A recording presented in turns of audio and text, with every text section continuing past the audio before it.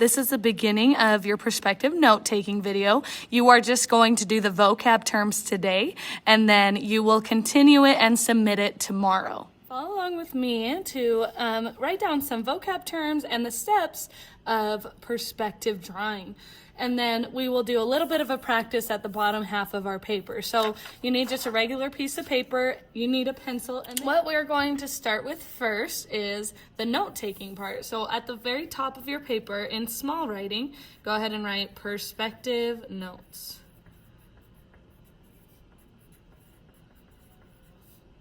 You will be taking a picture of these and submitting it when you're done. So this is not just for fun, it is an assignment, so make sure you are following along as close as you can. We are going to start with some vocab terms so you understand what I'm talking about when we get into perspective. Go ahead and put a little title that says vocabulary. And again, don't write too big because you do want to fit this all on one page so that when you submit, you don't have to take multiple pictures. You can just take a picture of one page. It makes it a little bit easier. And under vocabulary, write a small number 1, and our first term is called the horizon line. So before we write it down, I want to show you a picture of a horizon line or a photo example. This is a student's past project. So her horizon line is right here, so where her sky meets the land on her picture.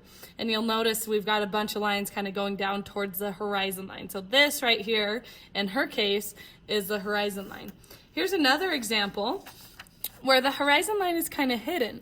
So the horizon line would be right here where the hand is holding the balloon. So again, sky meets the land. Now this has been abstracted a little bit, like there's not actually land here, but if it were true to life, there'd be land there, but that kind of gives you the idea. So next to horizon line, write where the sky meets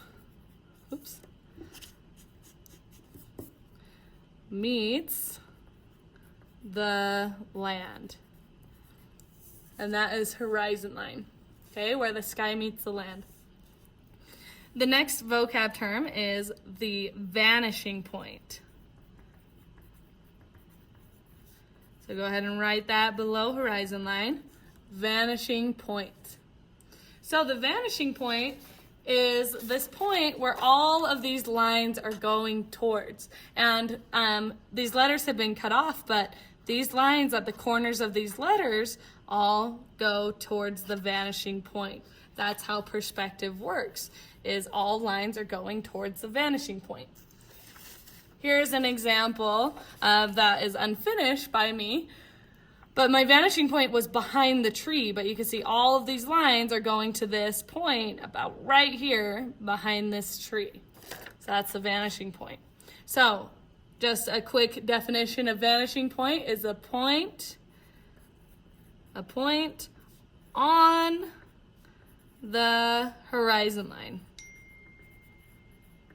And underline on a few times because some students will start their perspective project and just drop a vanishing point in a random spot when that's not where it should go. The vanishing point is a point on the horizon line. It's got to be on that line somewhere.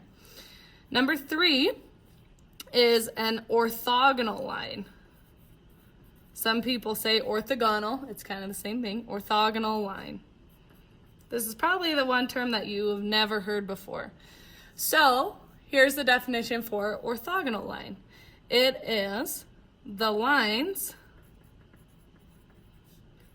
drawn from corners of objects to the vanishing point.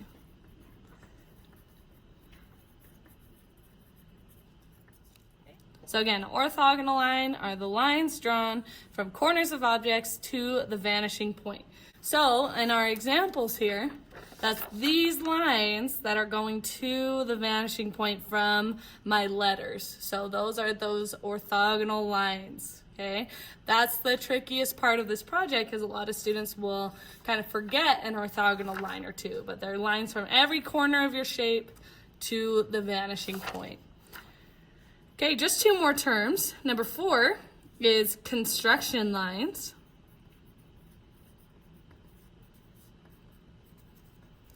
Construction lines are the lines that make up a shape. So they are like the basic outlines of these letters without anything extra. So a square, a circle, those are construction lines. So the lines that make up a shape. So basically every line other than orthogonal lines. So for these ones, the E is the front construction lines, and then these lines that kind of cut off the E from going all the way to the vanishing point, those are back construction lines. So those make up the shape other than orthogonal lines. Okay? And the last term, number 5, are parallel lines. This is a math term that you may or may not have heard up to now. They are two lines that are evenly spaced. They'll never touch. So you can just draw a little example here. Here are two parallel lines. Here's two parallel lines. So they will never touch because they're evenly spaced from each other. That is all you needed to accomplish of this note-taking video today. The second part will be shown to you tomorrow, and then you will take a photo and submit it. So do not lose this paper because you will continue your notes on it tomorrow.